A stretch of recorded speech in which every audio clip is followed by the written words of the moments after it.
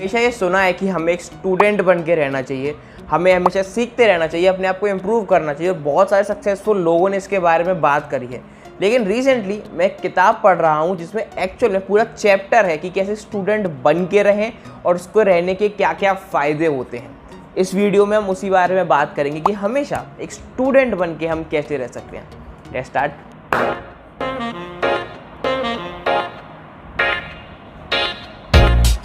तो बुक का नाम है ईगो इज़ द एनिमी और इसको लिखा है रियान हॉलिडे ने। रियान हॉलिडे की जो बुक है इसमें वो ये बताते हैं कि जो ईगो होता है वो कैसे अलग अलग लाइफ के स्टेजेस पे आपको ख़त्म कर सकता है, मतलब आपको बहुत ज़्यादा बुरी हालत कर सकता है अगर आप उसको अपने आप पे हावी होने देते हो। तो इसका जो पहला स्टेज है वो है एस्पायर। जब आप कुछ बड़ा करना चाहते हैं लाइफ में, आपने अभी सक्सेस देखी है बहुत बड़ी, ना बहुत बड़ा फेलियर देखा है, अभी आप एक एक्सपायर स्टेज पे हो। तो उसी में एक चैप्टर है कि हमेशा स्टूडेंट बन के रहना चाहिए। वो उसमें एक कहानी बताते हैं कि लड़की की जिसका नाम है किर्क हैमिट। किर्क हैमिट क्या है, गिटारिस्ट है जो एक बहुत ही बड़े बैंड में सिलेक्ट हो गया है और उसने बहुत ज़्यादा फेम और सक्सेस अचीव कर ली है बहुत ही यंग एज में। लेकिन उसके बाद भी उसको ये लगता है कि उसकी क्राफ्ट में दम नहीं है। तो इतनी सारी सक्सेस अचीव करने के बाद एक यंग एज पे वो दोबारा जाता है सीखने के लिए। स्किल का सबको लगता है वो मास्टर है, लेकिन वो फिर भी दोबारा सीखने जाता है किसी अपने एक सर से, किसी अपने मास्टर से, अपने सेंसे से।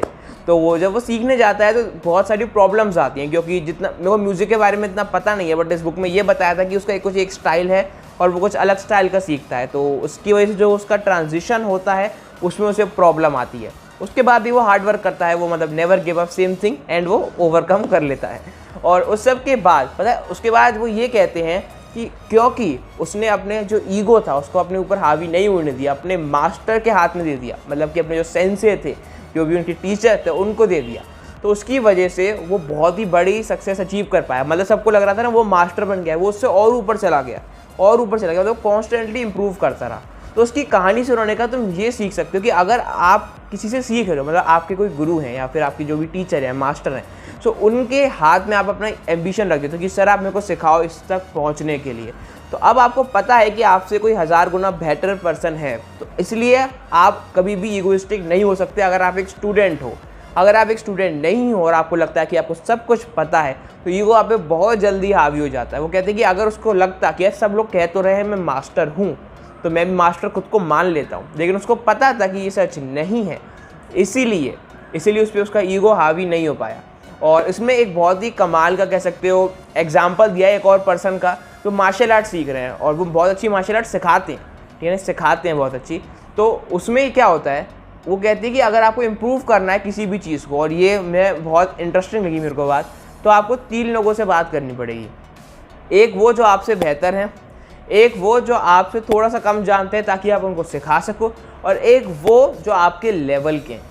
तो मतलब जो आपसे बेटर है बहुत, उनसे तो आप इंस्पायर होकर सीख सकते हो, जो आपसे कम जानते हैं उनको आप सिखा सकते हो, और जो आपके साथ है उनके साथ आप प्रैक्टिस कर सकते हो ताकि आप और वो दोनों अगले लेवल पे जा पाए। मतलब ये हो गए आपके मास्टर, ये हो गए आपके जूनियर, और ये हो गए आपके राइवल।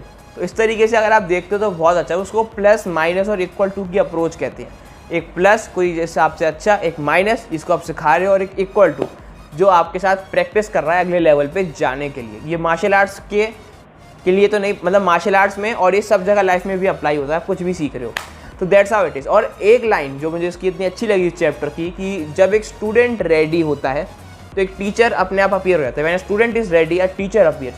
तो इसमें वो ये बताते हैं कि देखो ज़्यादातर लोग, मतलब हम सब क्या करते हैं, एक टाइम के बाद सीखना छोड़ देते हैं, बट जब भी आपको कुछ सवाल पूछते हो, आप हमेशा कुछ ना कुछ पूछते हो, तो कोई ना कोई पक्का बैठा है वो आपको बताने के लिए, बस आपको पूछना है। मतलब बस आपको एक स्टूडेंट बनना है। जो टीचर हैं वो ऑलरेडी बहुत हैं पूरी दुनिया में। वो ये बताना चाहते हैं कि अगर आप एक स्टूडेंट बन जाते हो तो सिखाने वाले बहुत बैठे हैं। इसलिए यहीं से ये फेज निकल के आया कि when a student is ready a teacher appears. और स्टूडेंट कब रेडी होता है, जैसे ही वो सीखने के लिए तैयार हो जाता है, वो ट्रू स्टूडेंट है, और तभी उससे सिखाने वाले हज़ारों मिल जाते हैं। और ये मेरे को बहुत प्यारी लाइन लगी इस पूरे चैप्टर की। तो 3 चीज़ कि कभी भी जो आपकी कह सकते हो स्टूडेंट रहने की जो प्रक्रिया है, जो उसका प्रोसेस है, वो ये है कि आप अपने क्राफ्ट के थ्रू मीज़र करो अपने जो प्रोग्रेस है, अचीवमेंट्स, ट्रॉफीज़ वहाँ पे मिलती रहेंगी। दूसरा, प्लस माइनस और इक्वल टू वाली अप्रोच की, एक आपसे अच्छा होना चाहिए, एक आपसे थोड़ा कम जानने वाला, और एक आपके बराबर जानने वाला। जो तीसरा है वो ये है कि जब एक स्टूडेंट रेडी होता है, जब आप सीखने के लिए तैयार होते हैं, तो सिखाने वाले तो दुनिया में हज़ारों बैठे हैं।